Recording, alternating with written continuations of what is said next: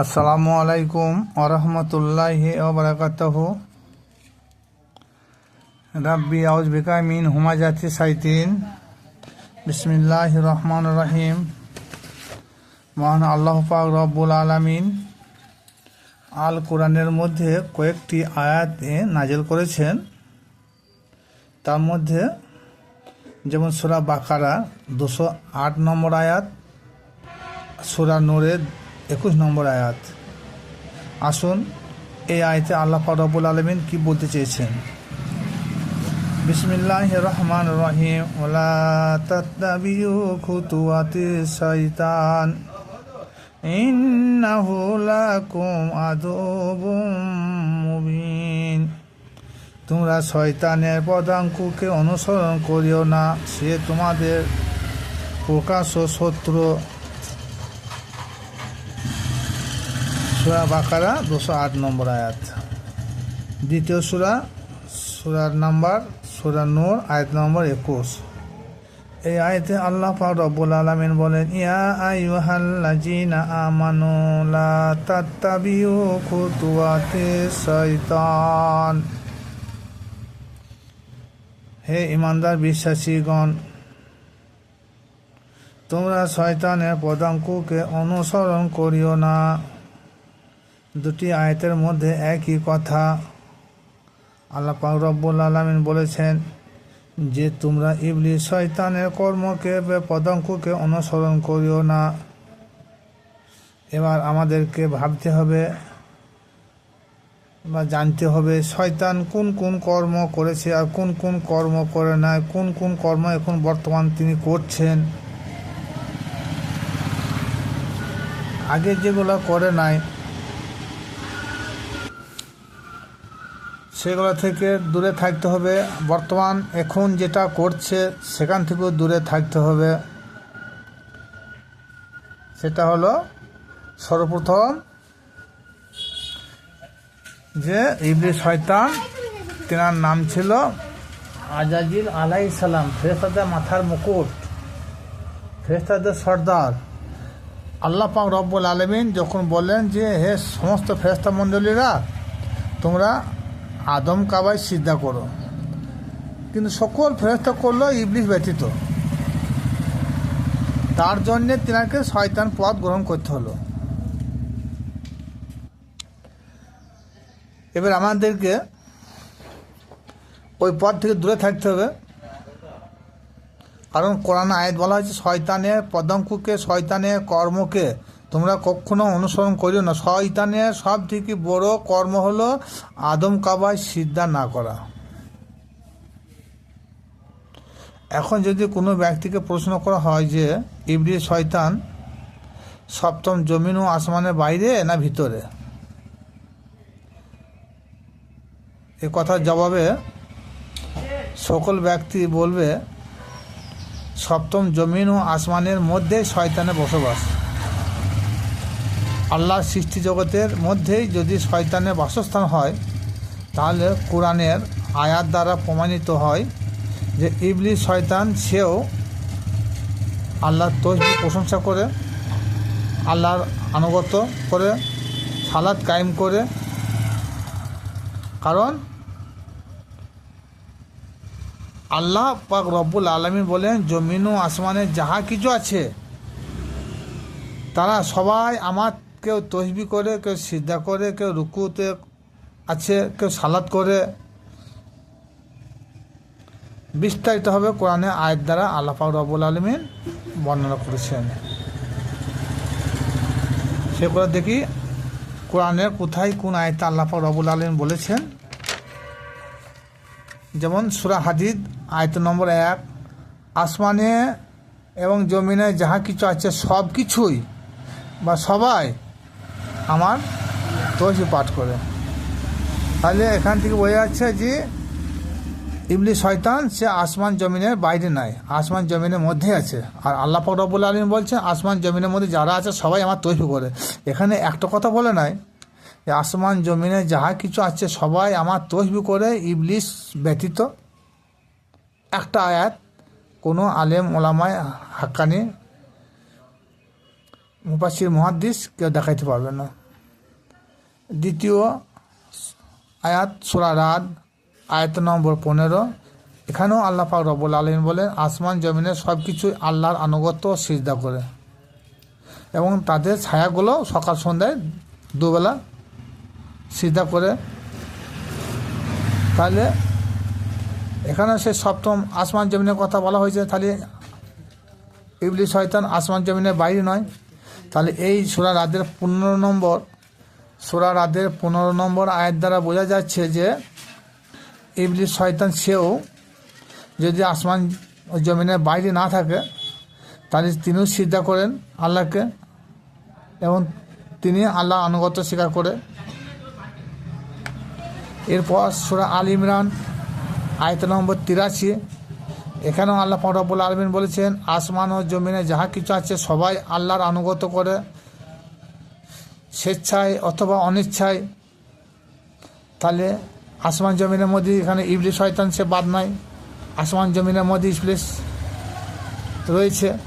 তাহলে ইবলিস শয়তান সেও আল্লাহর আনুগত্য স্বীকার করে। এরপর সূরা বানী ইসরাইল আয়াত নম্বর 44। জমিন ও আসমানে যত কিছু আছে সবাই আল্লাহর পবিত্রতা ও মহিমা বর্ণনা করেন। তাহলে আল্লাহর পবিত্রতা ও মহিমা বর্ণনা করছে কে?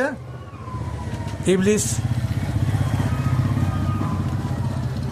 তাহলে আল্লাহর কোরআনে আয়াত মোতাবেক বলা হয়েছে যে শয়তানের পদঙ্ককে শয়তানের কর্মকে তোমরা অনুসরণ করেও না। তাই শয়তান কি এমন কর্ম করেছে যে সেই কর্ম আল্লাহ পাক রব্বুল আলামিন আমাদের করতে মানা করেছে? কোরআনে আয়াত দিয়ে প্রমাণিত হচ্ছে যে শয়তান তসবিহ করে, শয়তান আল্লাহর প্রশংসাও করে, শয়তান রুকু করে, শয়তান সিজদাও করে, শয়তান সালাতও করে। কারণ আল্লাহ পাকের ওয়াদা যে সপ্তম জমিনে আসমানে যাহা কিছু আছে সবাই আমার এই কর্মগুলো করে, কিন্তু এ কথা বলে নাই যে সপ্তম জমিন ও আসমানে যাহা কিছু আছে ইবলিস শয়তান ব্যতীত সবাই আমাকে তসবিহ করে, কে পবিত্রতা ঘোষণা করে, কে রুকু করে, কে সিজদা করে, কে জিকির করে। একটাও আয়াত নাই। এরপরে তখন সূরা সাফ আয়াত নম্বর 1। আকাশমণ্ডলীয় পৃথিবীতে যাহা কিছু আছে সব কিছুই আল্লাহর পবিত্রতা ও মহিমা ঘোষণা করে। তাহলে আল্লাহ পবিত্রতা মহিমা ঘোষণা ইবলিস শয়তানও করে। সূরা হাসর আয়াত নম্বর 1 একই মানে। সূরা জুমা আয়াত নম্বর 1 একই মানে। সূরা তাগাবুন আয়াত নম্বর তো সম্ভব মতো বলা যাচ্ছে না, কিন্তু এই আয়াতও একই মানে যে সপ্তম জমিন ও আসমানে যাহা কিছু আছে সবাই আল্লাহর পবিত্রতা ও প্রশংসা করে। সূরা হজ আয়াত নম্বর 18। এই আয়াতে আল্লাহ বলেন আসমানে ও জমিনে যত কিছু আছে যেমন সূর্য, চন্দ্র, নক্ষত্র, গ্রহ, পর্বত, পাহাড়, যাবিত জীবজন্তু, পশু পক্ষী সবাই আল্লাহর প্রতি সিজদা ও আনুগত্য স্বীকার করে। তাহলে এখানেও কিন্তু সিজদা আর আনুগত্য স্বীকার করে কারা? আসমান জমিনে যত কিছু আছে সবাই। তাহলে এখানে বললো না যে ইবলিস ব্যতীত। সূরা নূর আয়াত নম্বর 21।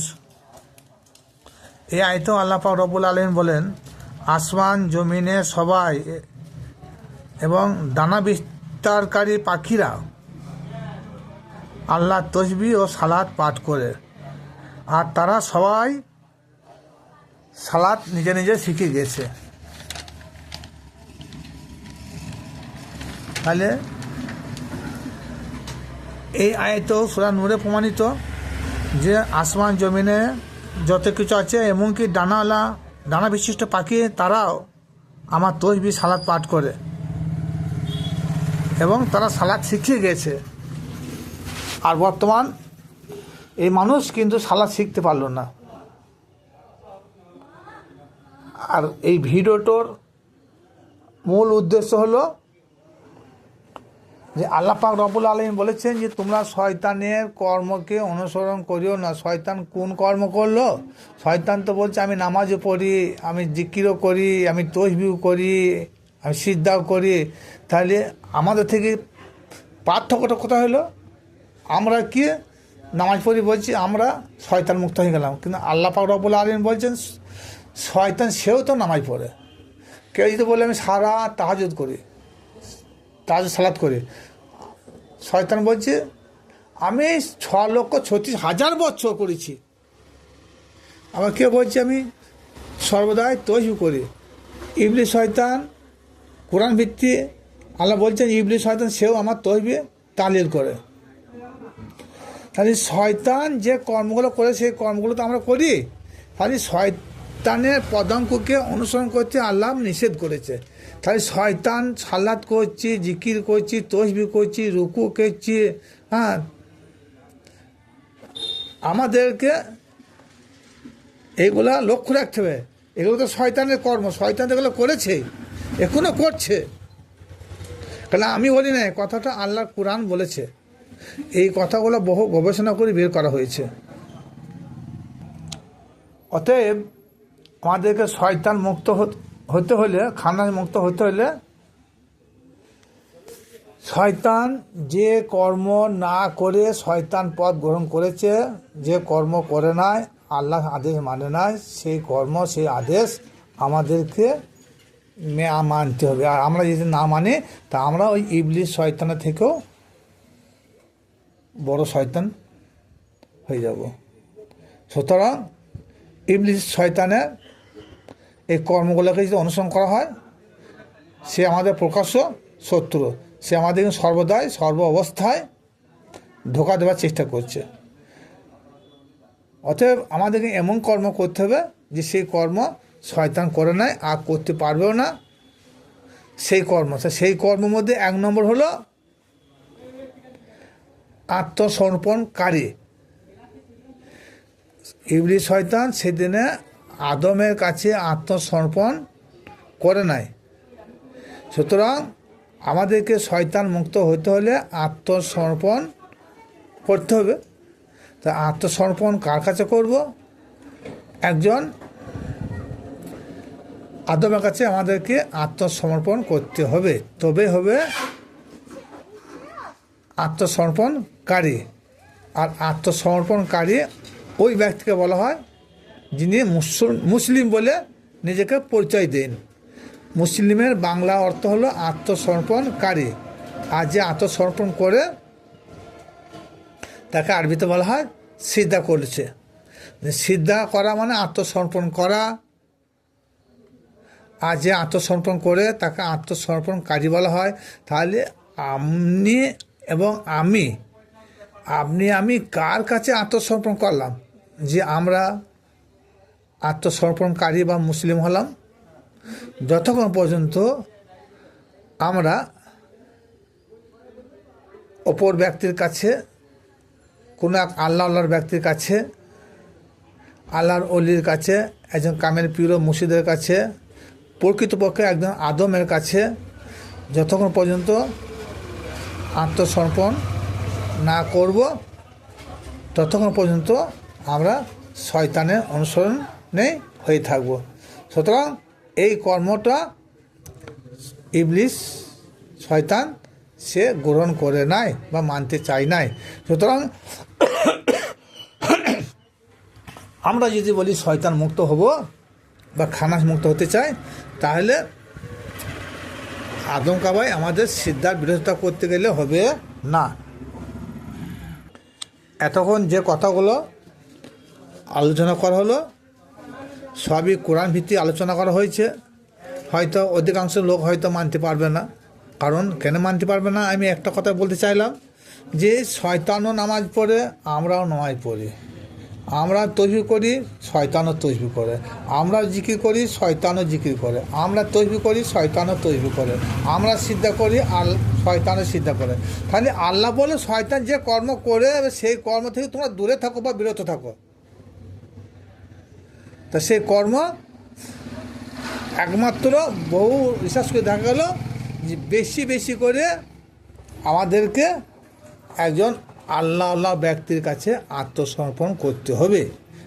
আর যতক্ষণ পর্যন্ত আমরা আত্মসমর্পণ না করবো ততক্ষণ শয়তান আমাদের পেছন ছাড়বে না।